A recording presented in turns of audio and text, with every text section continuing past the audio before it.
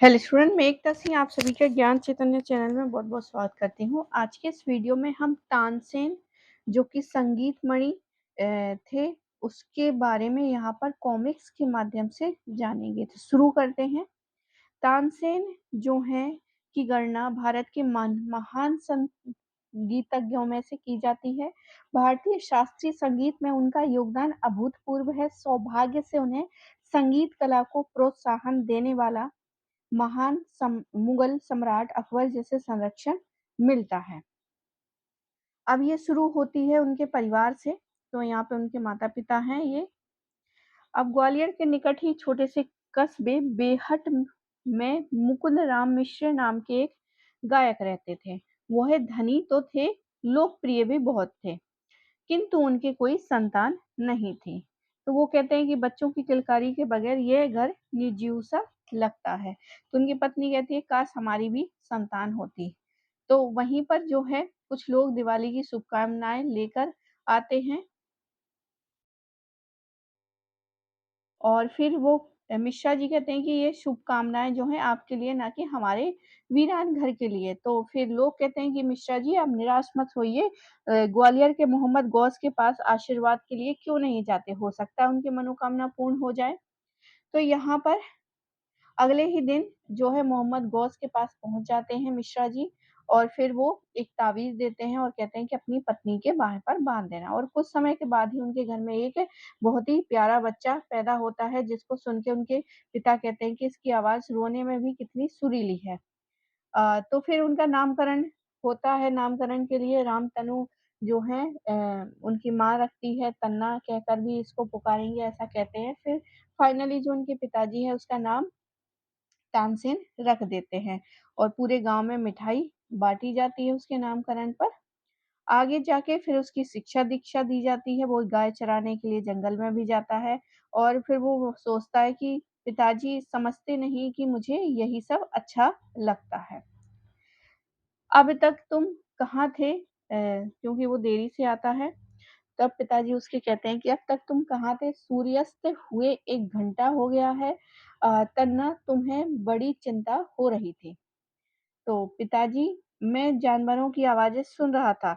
सुनो शेर ऐसे दहाड़ रहा था, तो वो दहाड़ के भी बताता है यहाँ पर।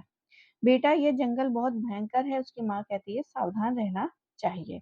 आगे एक दिन प्रसिद्ध गायक स्वामी हरिदास अपने शिष्यों सहित बेहट के निकट से गुजर रहे थे। थके होने के कारण उन्होंने जंगल में एक खुली जगह में डेरा डाला। वहीं पर वही तन्ना जो कि बचपन में उसका नाम होता है, प्यार का नाम रखते हैं, वो जो है वहाँ पे जो रुके हुए हैं लोग उसको डराता है, शेर की आवाज़ निकालता है और फिर लोग जो है बचाओ बचाओ, हाय राम शेर आ गया इस तरह से। तो वो जो यहाँ पर व्यक्ति जो ठहरे हुए थे जिसका नाम हरिदास था, आश्चर्य है दहाड़ने की आवाज़ पास से ही आ रही किंतु शेर कहीं दिखाई नहीं दे रहा है। साहस रखो, डरो मत, कहाँ है शेर? वो ऐसा कहते हैं हरिदास जी। ये रहा हमारा शेर स्वामी जी पेड़ के पीछे मिल गया। तो वो पूछते हैं कि तुम्हारा नाम क्या है? तो वो बताते हैं कि मेरा नाम तानसेन है।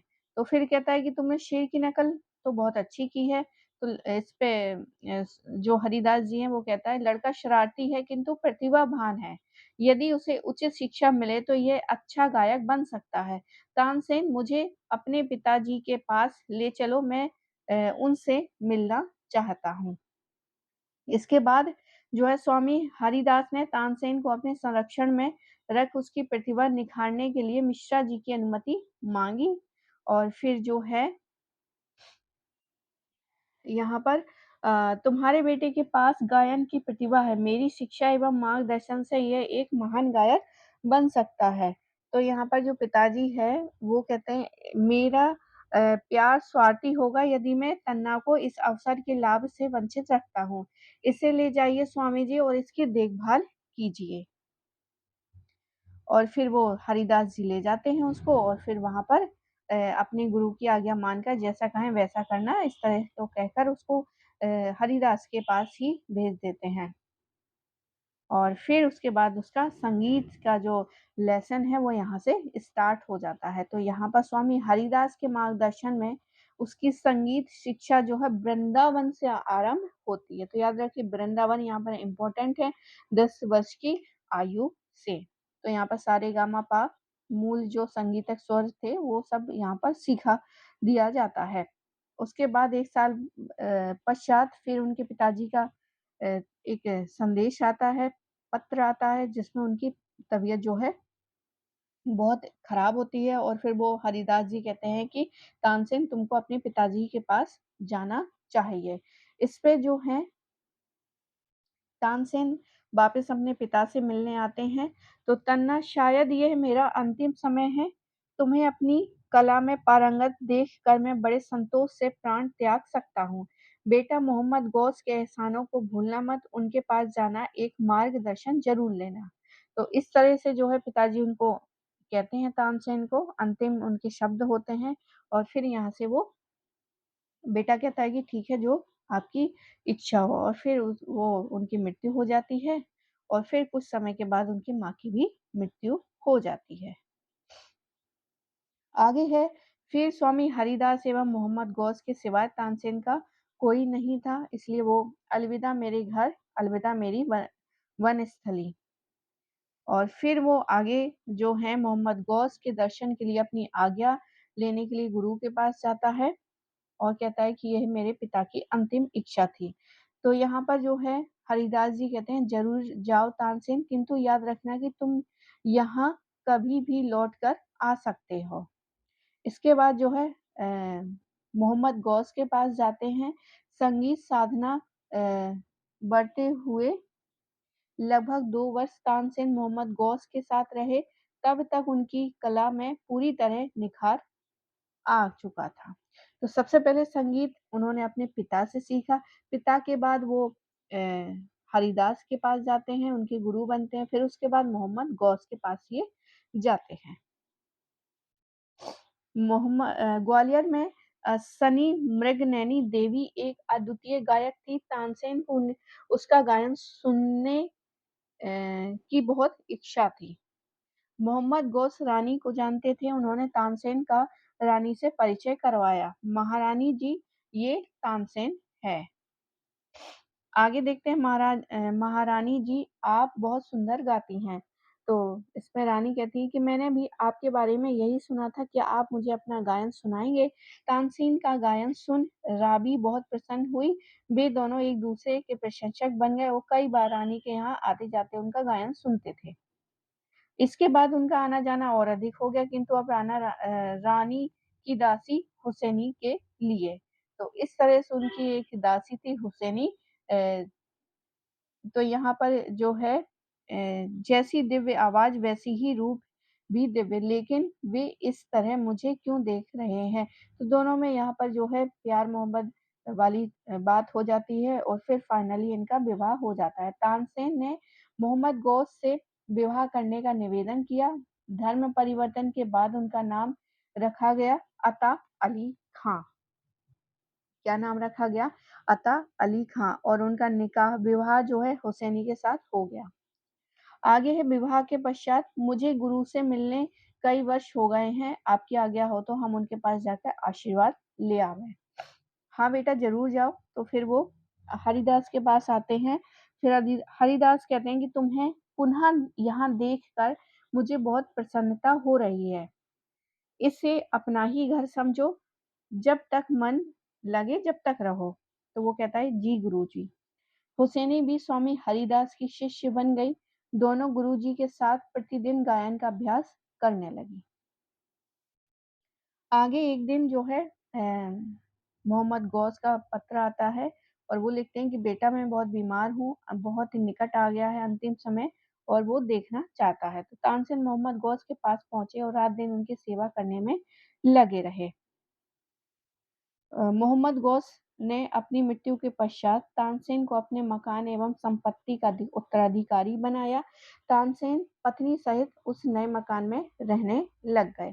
तो यहाँ पर जो है चलिए खाना पक गया है, आपकी राह देख रही होंगी, उनकी पत्नी उसको बुला लेती है।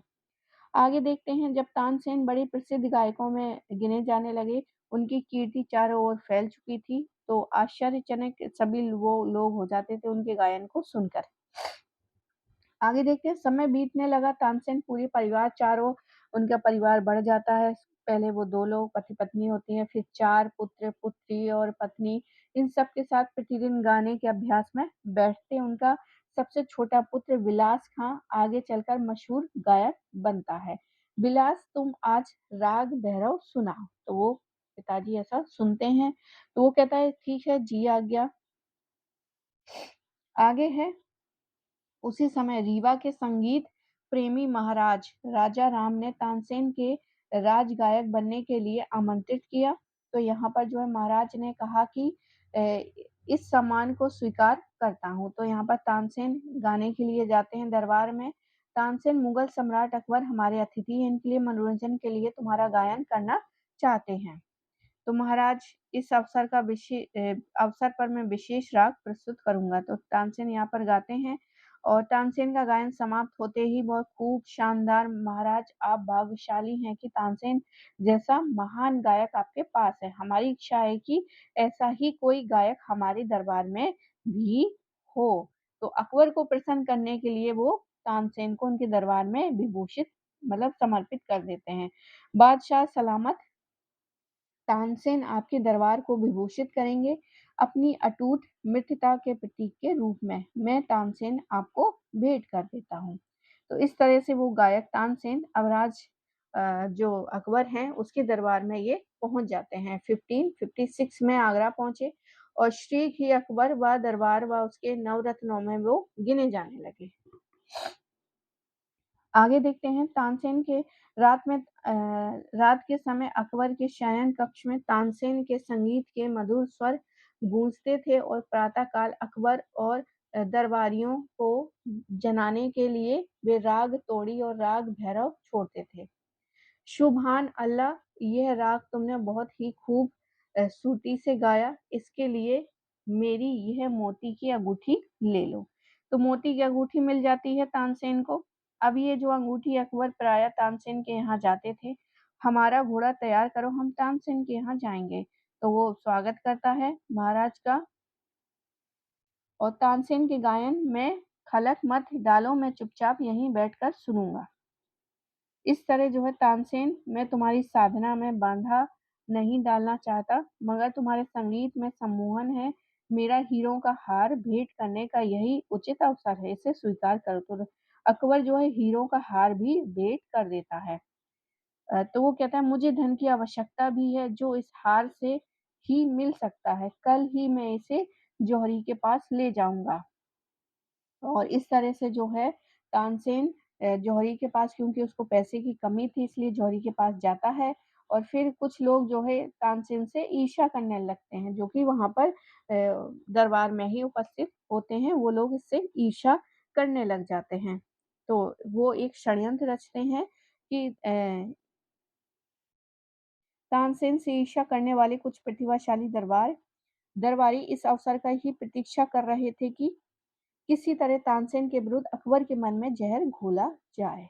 अब यहाँ पर जो जहरीले व्यक्ति थे वो दरबार में पहुंच जाते हैं और कहते हैं सुना आपने तानसेन ने बादशाह सलामत का दिया हुआ कीमती हार जौहरी को बेच दिया।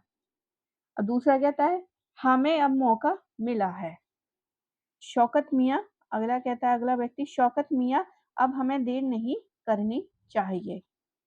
इसके बाद ये सच है जहाँपनाह स्वयं जौहरी ने यह कहा राजकीय उपहार को इस तरह बेचना अपमान है हुजूर। तो फिर अकबर कहता है तानसेन को फौरन हाजिर किया जाए। तो तानसेन को संदेश मिलते ही दरबार के लिए चल पड़े और वो उस मतलब जो उसके विरुद्ध एक घटना चक्र रचा था उसके बारे में उसको इसके बारे में कुछ भी पता नहीं होता है। फिर यहाँ पर तानसेन आ जाता है अकबर के सामने। तो अकबर पूछता है क्या बात है तानसेन, तुम हमारा हीरो का हार नहीं पहने हुए हो। तो वो कहता है कि खो गया जानते हो वह राजकीय उपहार था, अगर शीघ्र ही तुम उसे खोज नहीं सकते तो तुम्हारे दरबार में आने पर रोक लगा दी जाएगी। तो फिर वो कहता है कि आखिर शत्रुओं को सफलता मिल ही गई, अब मैं क्या करूँगा?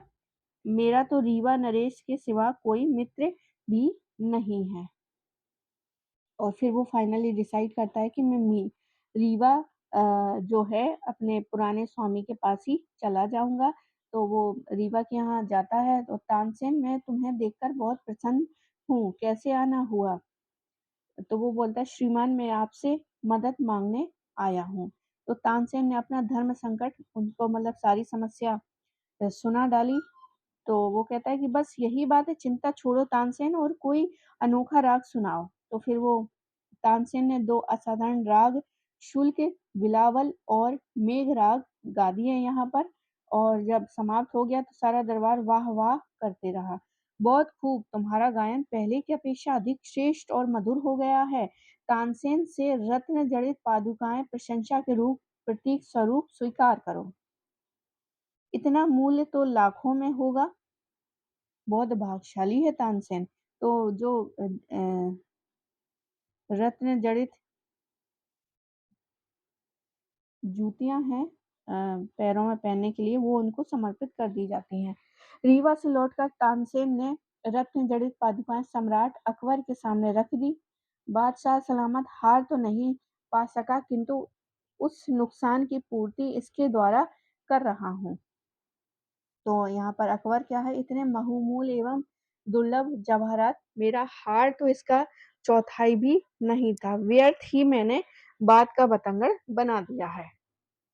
मतलब वो जो हीरे का हार था उससे महंगी ये जो जूतियां देता है वो ज्यादा कीमती थी। फिर तानसेन, हमसे भूल हुई, बेशक हार मूल्यवान था, किंतु तुम्हारे गले से निकले स्वर का जो मूल्य ही नहीं आंका जा सकता, क्षमा करो या नहीं, जहाँ पनाह मुझे शर्मिंदा मत कीजिए। तो फिर इस तरह से जो कलेश हुआ था वो समाप्त हो जाता है। और फिर जो योजना बनाने वाले हैं वो कहते हैं कि सारी योजना व्यर्थ हो रही, और बादशाह सलामत का चहेता फिर अपनी जगह पर आ गया। तानसेन को तबाह किए बगैर अ, बैठा नहीं रहूंगा, ऐसा यहाँ पर लोग बोलते हैं।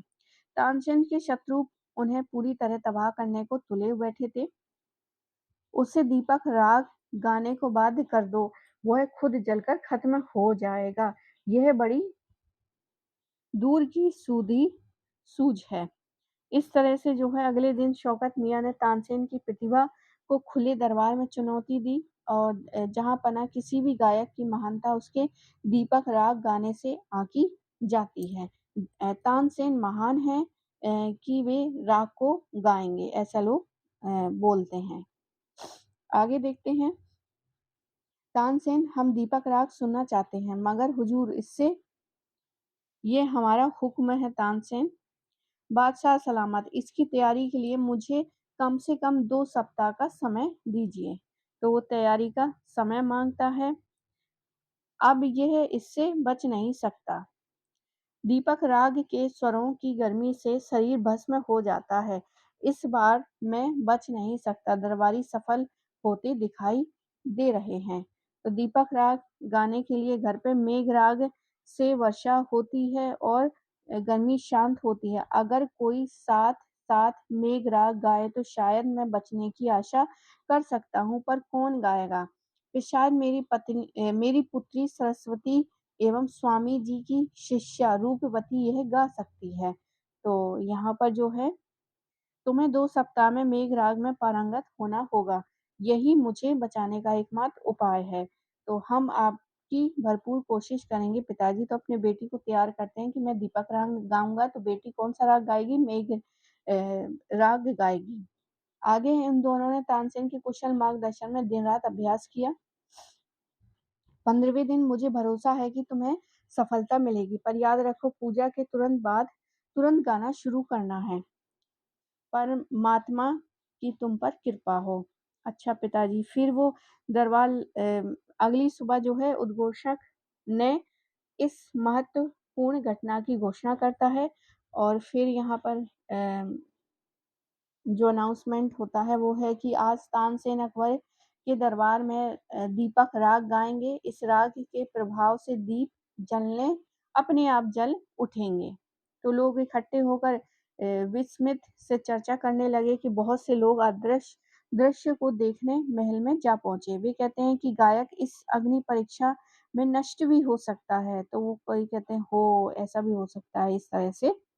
तो आगे जो है बड़ा तनाव भरा वातावरण था और फिर इस तरह जो है तानसेन आलाप शुरू कर देते हैं, वातावरण गर्म होने लगता है। धीरे-धीरे लोग पसीने से नहा गए और ठंडी हवा के एक झोंके की इच्छा महसूस करने लगे।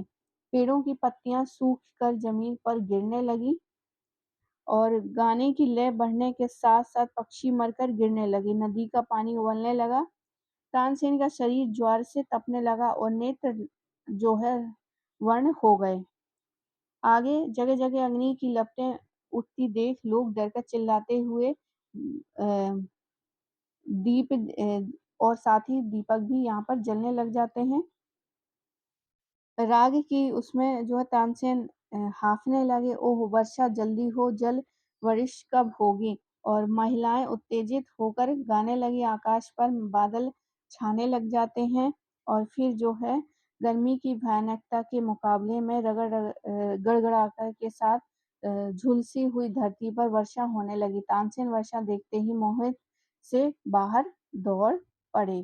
तानसेन 1 माह तक गंभीर रूप से बीमार पड़ रहे। देखो मैं जल रहा हूँ, मुझे हर जगह ज्वाला दिखाई दे रही है, वर्षा वर्षा कहाँ हूँ मैं?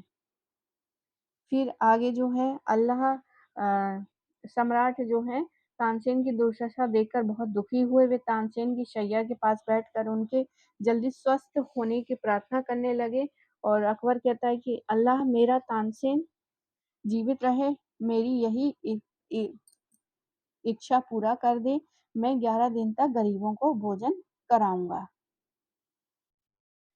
और फिर इस तरह से तानसेन स्वस्थ हो जाते हैं, पूरे शहर में जो है प्रसन्नता उल्लास का वातावरण फैल जाता है और जो दोषी थे, जिसने ये कहा था कि दीपक राग गवा दो उससे, वो सब जो हैं क्या हो जाते हैं, दंड दिए जाते हैं। तो तानसेन अकबर के दरबार में कई वर्षों तक गाते रहे। उन्होंने कई मौलिक रागों की रचनाएँ की, दरबारी कणना कन्नड़ा जो मियाँ तानसेन का राग के नाम से भी जाना जाता है, मियाँ की मल्हार एवं दरबारी तोड़ी, ये सब उन्होंने क्या किया, गायन किया। अकबर के दरबार में लंबे समय तक जीवन व्यतीत करने के लिए सन 1585 में तानसेन का देहांत हो गया। उनकी समाधि ग्वालियर में बनाई गई। उनकी कीर्ति आज भी संगीत प्रेमियों में संगीतज्ञों के लिए प्रेरणा शक्ति का काम करती है। तो ये थी कुछ तानसेन की कॉमिक्स के रूप में कहानी। तो आई होप आपको ये वीडियो पसंद आया होगा। पसंद आया तो प्लीज़ लाइक करें, शेयर करें और पूरा वीडियो देखने के लिए आप सभी का बहुत-बहुत धन्यवाद।